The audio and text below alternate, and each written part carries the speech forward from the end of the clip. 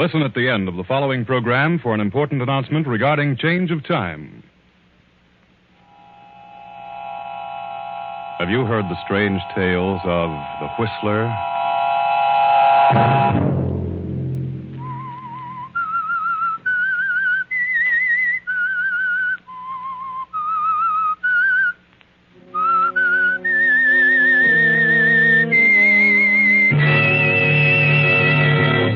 I'm the Whistler. No, I can't go on. I got to get away from it all. For a year now, it's been nothing but murder and death. How much do you think a man can stand? Saturday night, and again, CBS presents The Whistler.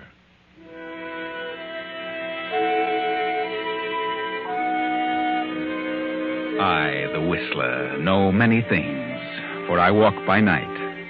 I know many strange tales, many secrets hidden in the hearts of men and women who have stepped into the shadows. And so I tell you tonight the odd story of the blank wall. A thin, bespectacled little man paces nervously up and down the floor of his office, up and down, back and forth. He runs his hands nervously through his hair. Time after time, he cleans his glasses, lights cigarette upon cigarette. The tension increases with every passing moment. This man is fighting against time. Time. With him, every second counts. Every minute becomes an eternity. Yes, this man is up against a blank wall. Suddenly he stops, and in sheer desperation, he almost screams at the man facing him. I can't go on any longer. I won't. There's a limit to everything. I've come to the end of my rope. You made a deal with me, Wilson. So far, you've done very well. But you can't back down now. It's too late. I've done everything you've assigned to me. But don't you understand? It's tearing me to pieces. It's wrecking my nerves. I can't eat. I can't sleep. It's too late to quit, Wilson. You've gone this far, and I warn you. You can't pull out now. Murder, death. How long do you think I can go on doing such things? How long? You'll go on and on until we're through with you. I won't. Yes, you will. Furthermore, you'll like it, or... well, you know what'll happen. What do you mean? You know what I mean, Wilson. If you think you can walk out on me after all you've done, considering what you know about everything here, well, you've got another thing coming. But I'm afraid. Afraid of what? I'm afraid I'll lose my mind. You won't. For the last 6 nights now, I haven't been able to close my eyes. All I can see is poor Gregory Hellman. Hellman? Yes, awake or asleep, all I can see is his body buried in the cellar. And 2 weeks ago, it was John Henderson, dying in agony. I wake up in the middle of the night screaming. Oh, nonsense. On the surface, I'm a quiet, gentle person. No one around me knows the awful things that go through my mind. That's what I'm afraid of. What? Oh, that I'll suddenly go haywire. Look, Griskin, you've got to let up on me, for a while at least, or I'll crack up. All right, Wilson. All right. We'll give you a rest. You will, Griskin? Yes. After this one. What? Which one? Olivia Martin. Olivia Martin? Yes, Olivia Martin. Oh, what's wrong? I thought I'd worked that all out. Oh, the plan's fair, but there are a couple of loopholes, Wilson. And one thing we don't want is a loophole. Right? We've never slipped so far. We can't afford to now. No. Well, all right. I'll check on it. I'll straighten it out. And make it airtight, Wilson. And then can I get away from everything for a while? If you plan it so that Olivia Martin takes the rap for everything, then I see no reason why you can't have a rest from all this. All right, Griskin, I'll do my best, but... But what? Oh, isn't there anyone else who could work it out? No. Only you, Wilson. And you'd better start now. Understand? Yeah, I understand. I'll be back around 5:30, and I'll expect a foolproof plan. I mean, one with no holes in it. So long, Wilson. Yes. Well, Wilson, you're on the spot, aren't you? You heard what the boss said. No loopholes, no slip-ups.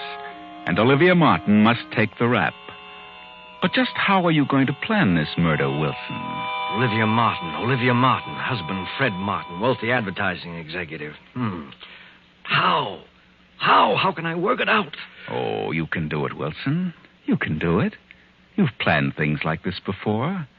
And the one who really did it was never caught. But Olivia Martin is innocent. You're very clever. You can concoct something and make everyone believe it, whether it's true or not. Yes, but what? I'm up against a blank wall. Come, Wilson. A professional killer, a murderer, one who knows all the tricks, up against a blank wall. Yes. There must be some way. Yes. Why don't you plan this one in reverse? Look at it from the standpoint of the detectives. Start with the moment Olivia is accused and trapped. Think in reverse, Wilson, and work backwards. Yes. I'll start with Olivia when she's caught. That's right.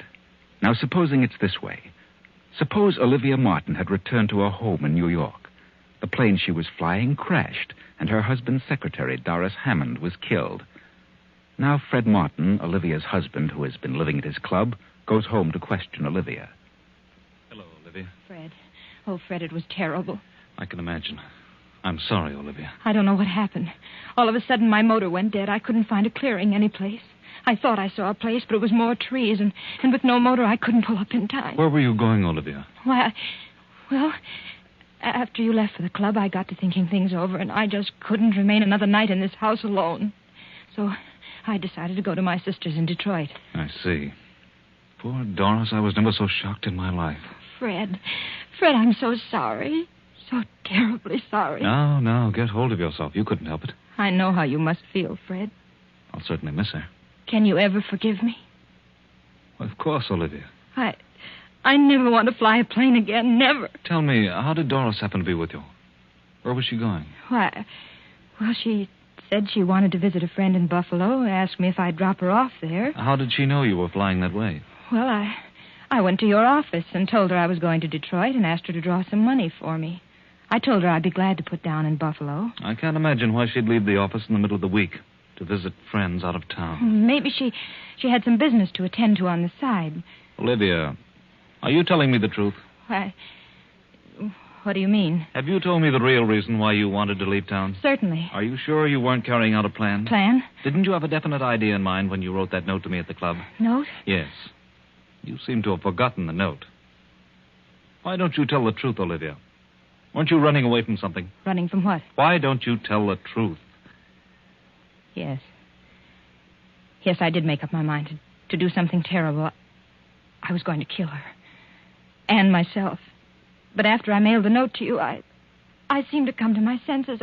I couldn't go through with it. So you decided to forget the idea and go on to Detroit? Yes, I swear I changed my mind about killing her. I just couldn't be a murderer. You expect me to believe that? I know what you think, the note and everything, but I didn't do it. The note is certainly evidence against you. Where is the note? You must destroy it, Fred. Don't tell anyone about it. What time did you talk to Doris at the office? About noon, I think. And you mailed the note the night before? Yes. Left town at 5? Yes. What did you do in the meantime? I can't remember. I'm so confused. I went shopping for a while. Are you sure? I changed my plan to kill her by the time morning came. You're going to have a hard time proving that. It's the truth. The police think you did kill her. Police? What do they know about it? They were waiting for me when I got back from Boston. They'd already found the note at my club. That's where you made your big mistake, Olivia. But The detectives are here now. They want to talk to you. Come in, Captain Evans. Thank you. Olivia, this is Captain Evans. Good morning. He'd like to ask you a few questions. Yes. Is it true that your husband left you a few days ago with the idea that you were to get a divorce? Yes, You believed that your husband was in love with another woman? I did. Did you know who that woman was? I did. After he left you, did you write this note to him? Yes, I wrote it, but I didn't The mean next day, you got some money at your husband's office. And at exactly 5 o'clock, you took off in your plane. Yes, but I changed my mind. I couldn't go through with it. Where were you between noon and 5 o'clock? I went about town. I really don't remember what I Can did. you prove where you were during that period? I don't see how I could. What difference does it make where I was between noon and 5 o'clock? It makes a lot of difference. Because it was about that hour that Rita Bartow was stabbed to death in her apartment. Rita Bartow? The head of the art department? Yes. The weapon has not been found. There were no clues, excepting your note to your husband. Rita Bartow?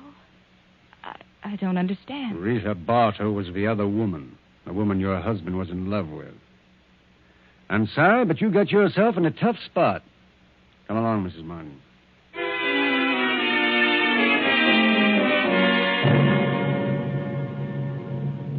Well, there you are, Wilson. Conclusive evidence against Olivia Martin as the murderer of Rita Bartow. Olivia will never be able to prove where she was between noon and 5 o'clock when she took off. Rita Bartow was dead, stabbed, no weapon found. But why should Olivia kill Rita Bartow? Because Olivia knew her husband was in love with another woman. That's what she said in the note. That's right. But what about that note? How can I manage that? Oh, you can do that easily, Wilson. Someone as clever as you are can arrange a detail like that. Now, let's move back to the day of the plane crash. The day when Doris Hammond, Fred's secretary, was killed in the plane flown by Olivia. Olivia, we are presuming, has told Fred that Doris was going to visit friends in Buffalo. Now, let's see what happened between New York and Buffalo. How far have we come now, Mrs. Martin? Oh, I don't know, about 75 miles. That was quite a storm back there. Hope we don't run into any more. I don't like a plane during a storm. I don't know anyone who does. Doris, aren't you just a bit upset over this trip? What do you mean? Just that. Do I seem upset? Yes. Is something preying on your mind? Yes, there is something bothering me. A guilty conscience? What? Isn't that what it is? What are you talking about? Are you looking forward to a nice visit in Buffalo? Well, I don't consider it a visit. It's part of my job. And a very pleasant job, too. I'm sure you'll miss the job and its attending interests. Working late at night, several nights a week. What do you mean by that? Why should I lose my job? Your job isn't all you're going to lose. What? Fred isn't in Buffalo. Where is he? I don't know, but wherever he is, you'll never see him again. Put this plane down. Let me out. You're mad. I'm going to put it down. Straight down on its nose. What? Fred won't think you're so attractive the next time he sees you. You can't do this. You can't. Put that key back in the switch. I won't. Give me that key. Pull up. Those trees. Pull up.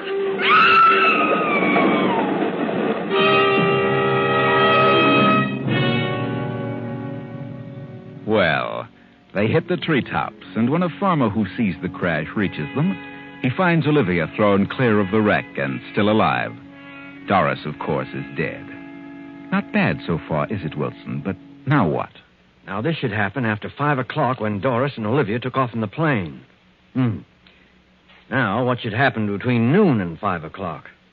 Yes, that's the period Olivia can't account for. All right. Let's go back to, say, 2 o'clock, 2 in the afternoon. One of your own choice characters, Wilson, who has been working in Fred Martin's advertising agency as an artist, has just returned from an errand on which he's been sent by Doris Hammond. Remember that. Doris Hammond. And the character is Jack Mallory. Jack Mallory, where on earth have you been? You know what time it is, 2 o'clock. Oh, I'm sorry. I got to talking, and I didn't realize the hour. What about the art layout? Did Rita select one? Oh, yes, this one. She made a couple of changes in it. What change? Oh, nothing important. Just wanted this section here set up in red. It stands out better. Yes, so it does. Well, I better put this through right away. Sorry to have been so late with it. I'm glad you got back with it before I left. Left? Mm-hmm. Where are you going, Doris? Mr. Martin phoned. He wants me to join him in Buffalo. Something important has come up. Buffalo? I thought he was in Boston. Yes, but he had to run over to Buffalo in a hurry. Oh, Buffalo. Mm-hmm. Oh, that's strange. What's strange? Oh, well, I mean his being in Buffalo. Oh, what's strange about it? Oh, I don't know. I suppose he could be in Buffalo. What's the matter with you, Jack? Well, nothing. Nothing at all. Lean over here. What? Why? A little closer. What's the matter? Well, of all things. Now I've seen everything. You've actually had a drink. You, of all people. Well, I don't approve of it as a rule, but I walked back from Rita's place. I got my feet a little wet in the rain. Felt kind of chilly. Afraid I was catching cold, so I stopped in the bar on the way back and had a drink. Well, I hope you don't get sick. Can't afford to have you and Rita both out. No, that's right. There's lots of work to be done this Here, week. take off that top coat. It's damp. Let me have it. I'll hang it over the radiator. Well, What's wrong? how on earth did you do this? You've spilled ink on the front of your coat. Yeah? Well, what do you know? That's a fine thing. I just got it yesterday.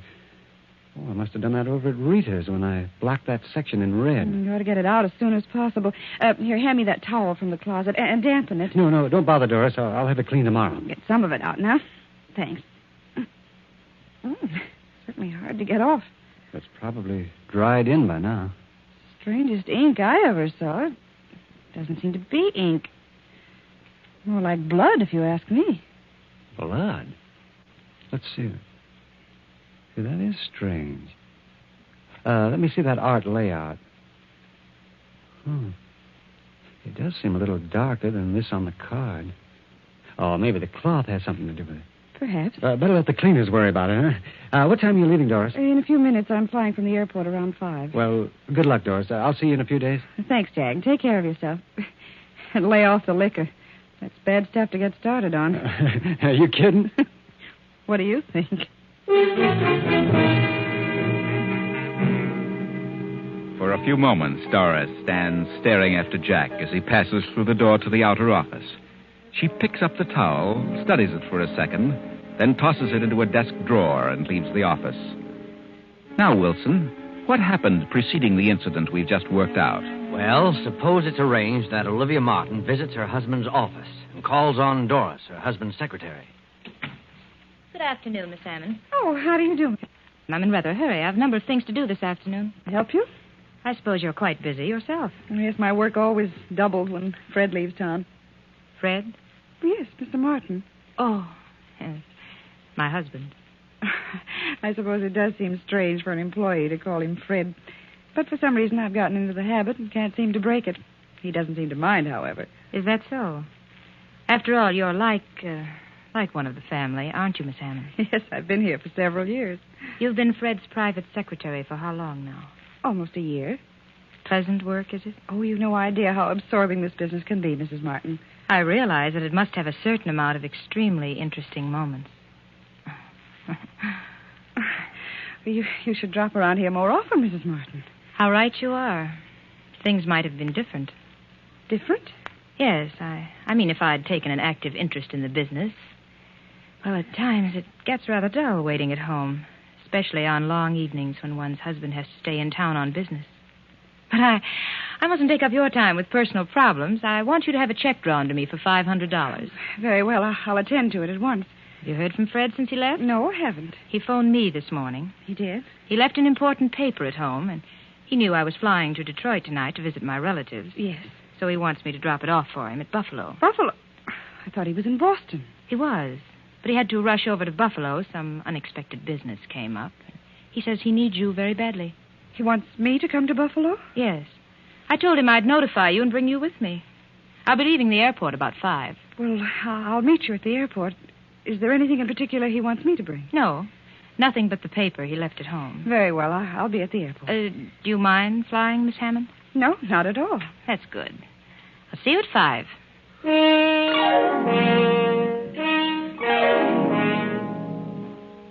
Well, Wilson, so far, so good. Doris, the secretary, has been killed in a plane piloted by Olivia. Prior to that, Jack Mallory returned from a visit to Rita Bartow's apartment with a stain on his coat. And shortly before that, Olivia talked to Doris in the office. Now, what happens while Olivia is wandering about town till 5 o'clock, the time she took off from the airport? Well, it was after 2 o'clock when my man Jack Mallory, who was working in the art department, returned from Rita Bartow's apartment with the art layout. Doris had sent him there about noon. All right. Now, let's see what happened while he was at Rita's. Oh, hello, Jack. Doris phoned me. Said you were bringing that layout over. Oh, yes, Rita. The client wants you to pick out the one you want to use for the display. I know. How do you feel? Oh, all right. I just didn't feel like coming to the office today. Oh? Well, Doris said you were ill. Had a bad cold, huh? Oh, no, not too bad. I'll be all right tomorrow. No, I see. Well, here are the layouts for next week. Which one do you want? Well, I'd planned on this one, but I think you should make this section in red. Mm-hmm, I see. Well, that's easy. I'll fix it up in a jiffy. Well, it'll stand out better that way. We'll run this other one for the week following. Okay. Hey, you look mighty lovely, Rita. Thanks. Where are you going all dressed up? Shouldn't you be in bed? Why, I've got to go out of town this afternoon on that Henderson deal. I wanted to put it off till next week, but, well, Mr. Martin insisted that I get it settled as soon as possible. You shouldn't be running around too much, darling. Well, I don't really have a cold. It's that sinus trouble again. Why don't you try a change of climate, Rita? change of climate. Uh-huh. Yes, you could take that job in California. Quit Fred Martin after all he's done for me? Fred Martin isn't the only advertising man in the world. No. I should think you'd like California, Rita. I've always wanted to go there. I've had an idea I could do very well.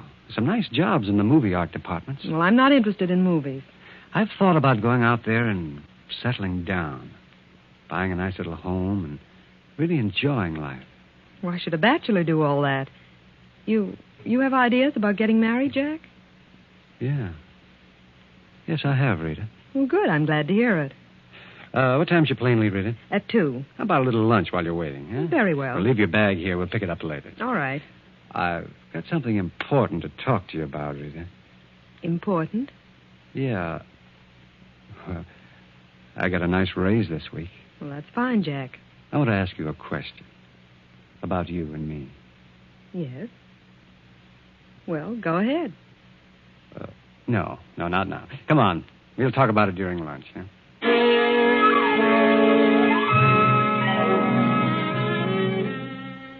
Now, we know, of course, what Jack had to say to Rita. That's obvious. Marriage. But if Rita was ill, why was she leaving for an out-of-town appointment? Well, the next step is the most important. Remember, Wilson, Olivia and her husband Fred had come to the parting of the ways, and Olivia wrote a note. Yes, that was the part that made the whole thing logical. The part that afforded a perfect setup for me. Olivia was pacing the bedroom floor long past midnight when Fred came home and knocked on her door. Olivia? You awake? Yes. Come in.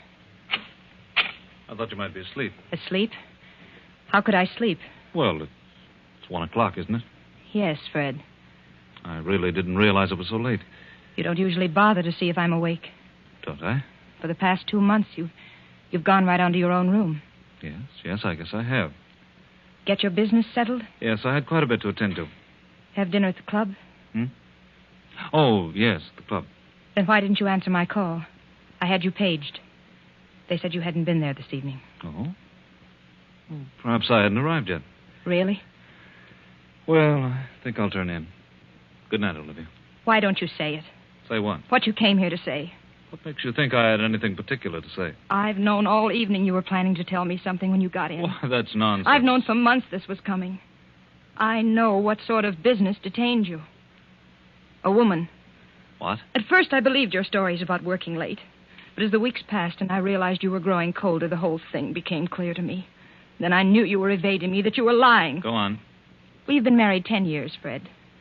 I've done everything humanly possible to make our marriage a success. Have you? I think I have. That's your opinion, Olivia. Oh, Fred, I'm just sick all over. I've tried not to believe it. Oh, let's not have a scene, Olivia, please. What do you expect me to do? Laugh it off? No, not you, Olivia. Certainly not you. I suppose you'll say it's all my fault. I'm to blame for everything. I haven't said anything. Then why don't you? Why beat about the bush? You came here to say something. Say it. Very well, since you put it that way, I will. I'm going out of town tomorrow on business. I'm sending my things to the club. When I return, I intend to live there. Fred. Now, wait a minute, Olivia. I haven't finished. I want you to get a divorce on any grounds you please. Desertion or whatever you wish. Divorce? Do you mean that? I do. Very well. If that's the way you want it, there's nothing else I can do. No, Olivia. Nothing. Good night.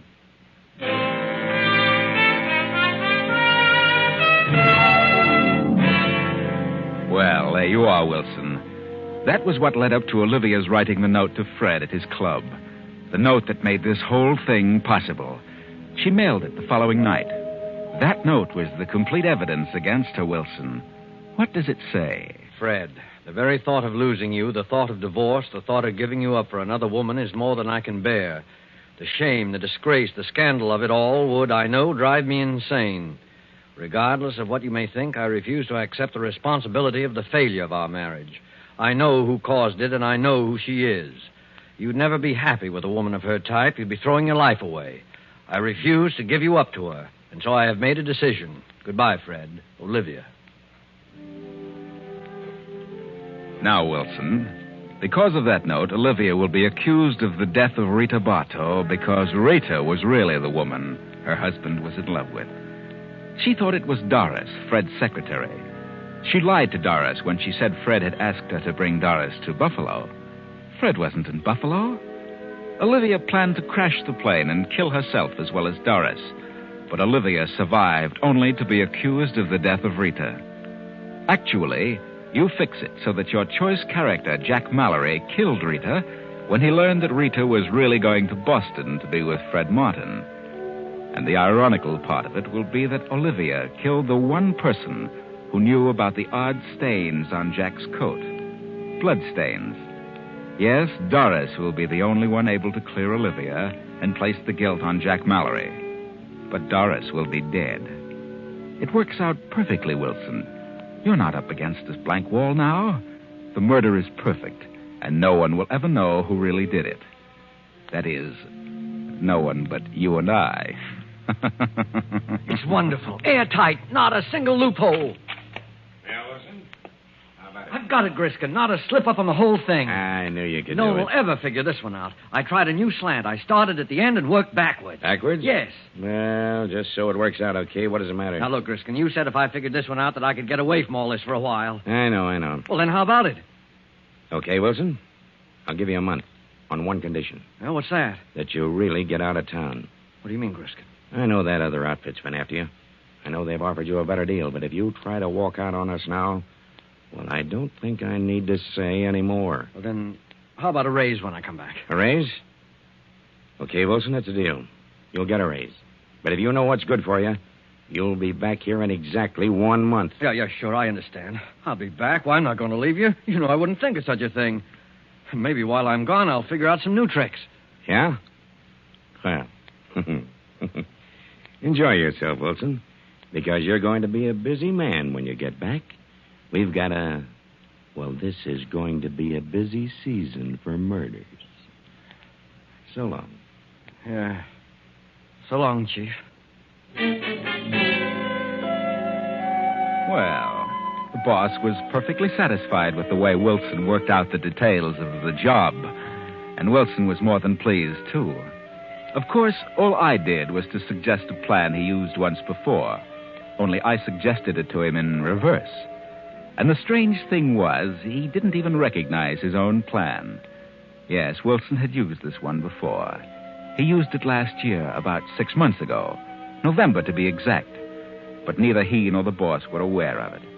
In other words, a plot is just as good worked backwards as it is forwards. Oh, by the way, I should mention now that Wilson was not an employee of Murder Incorporated, and Griskin is not a gangster chieftain. No. Wilson was really a top writer for a detective story weekly, and Griskin was the editor of the magazine. Poor Wilson was just up against a blank wall, so I thought I'd help him out.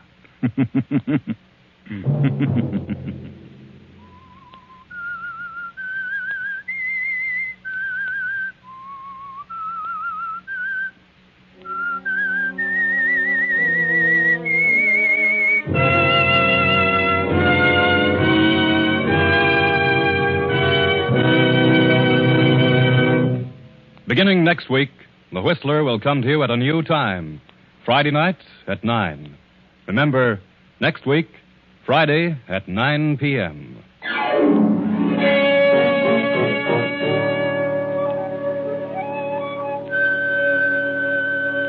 Original music for this production was composed and conducted by Wilbur Hatch.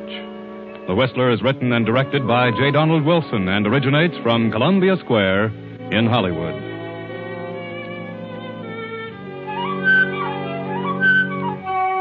This is CBS, the Columbia Broadcasting System.